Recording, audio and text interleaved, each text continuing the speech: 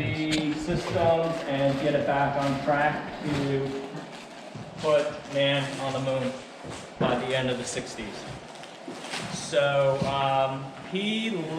so George Low was an RPI graduate. He attended RPI and worked in the aerospace, the infancy of the aerospace program before NASA even existed.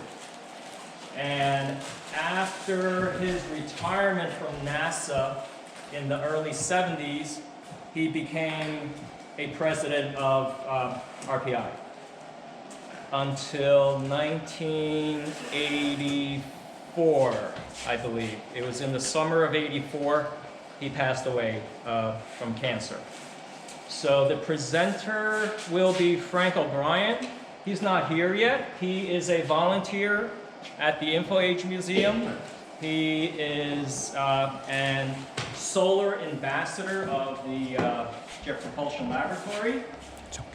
He's an author. He has written several books, including a book on the guidance computer on the Apollo spacecraft.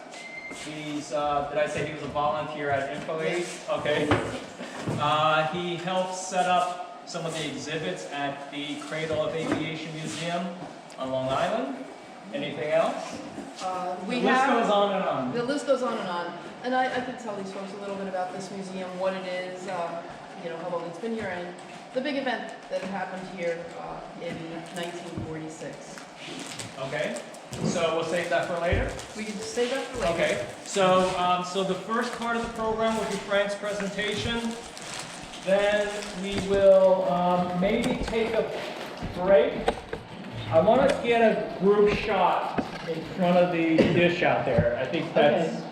So, right, so one of the things that we do here is that we look at pulsars, we look at the sun, we send and bounce signals off of the moon, and because the radio telescope is really something that is unique to New Jersey in general, particularly this area, people come and take photographs here all the time. We have field trips for high school students and elementary school students. And John had a great idea of taking a photograph of everyone just underneath the radio telescope. Thing is that it's very cold. So yeah, so I don't... Do we want to do that now? Do we want to do that now?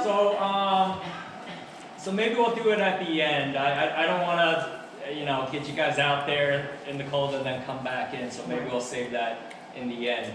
When it warms up more. But in the interim, while we're waiting for Frank, there's so many things to talk about this place. Yeah. Tell them what else is happening, sure. And then we could maybe do that. Okay, go ahead. And so the second half of the day in this building, we'll have Lori give a presentation about the history of this facility, the history of the InfoAge Museum. Lori, your function exactly? So I'm the director of the InfoAge Space Exploration Center, and I can tell these folks about the history of this museum, what happened here in 1946, but I can also tell you from my layperson's perspective what it is that we do with the radio telescope, because I am the radio dish operator, and I train anyone who uses the radio dish to look at a pulsar or the Andromeda Galaxy, which is 2.5 million light years away. That is the object that is the farthest that we look at. We have 4 functions here. We look at hydrogen, we send an Earth-Moon-Earth transmission with a ham radio to the moon and bounce that signal back. We also use the radio telescope to look at weather satellites so that we download weather satellite images, and there is a possibility that this afternoon we'll get a good shot at NOAA 19, and once we acquire that signal, you'll see a live photograph or live picture of the Earth being generated as the satellite is passing overhead.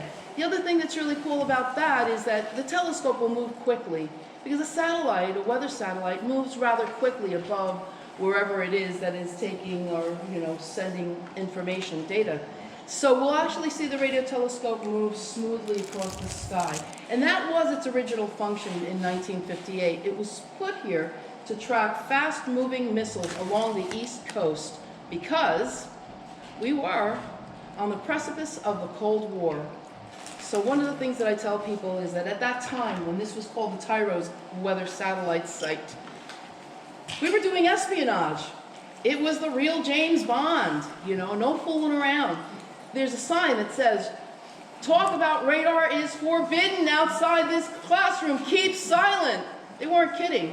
I've talked to some of those people who were here, believe it or not, in the 1950s.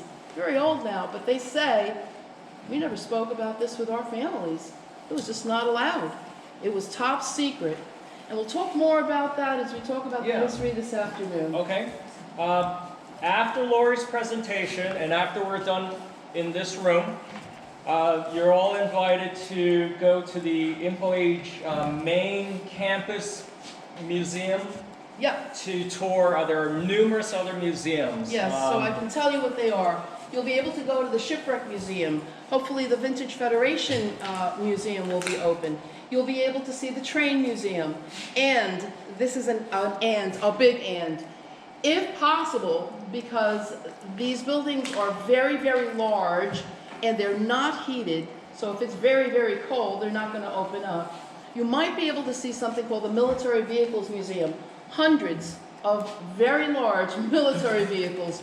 It really is one of the biggest things that we have here. But because it's unheated, it can be extremely cold in those buildings, so I can't promise that that will be open. You'll also be able to see the Radio Museum. And the Radio Museum is really, really cool. We begin with Marconi and the idea of sending a radio signal, bouncing it off the ionosphere so that we could communicate with another radio somewhere else on the Earth. And in that way, we could overcome wires, ship-to-shore communications.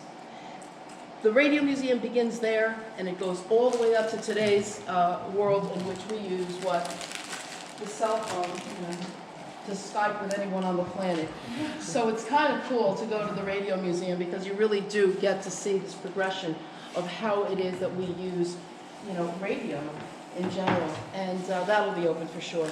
Okay, so we're still missing a few people. Okay. So just please enjoy the food. Feel free to get up anytime. Right. After we start the presentation, it'll be available throughout the whole time. I will have some stuff going on up here in just a few minutes. Yeah. And then when Frank comes in, we'll set up this stuff sure. and you can begin the All right, presentation. so feel free to mingle. Sure. If you have any questions for me about what we do here, how the telescope operates, within what frequencies, and exactly how we look at what we look at, please feel free to come up to the console and ask me. I'd be happy to answer any questions. I'm hoping that the Vintage Computer Federation. These museums are really separate from InfoAge. This is the only museum that is part of InfoAge.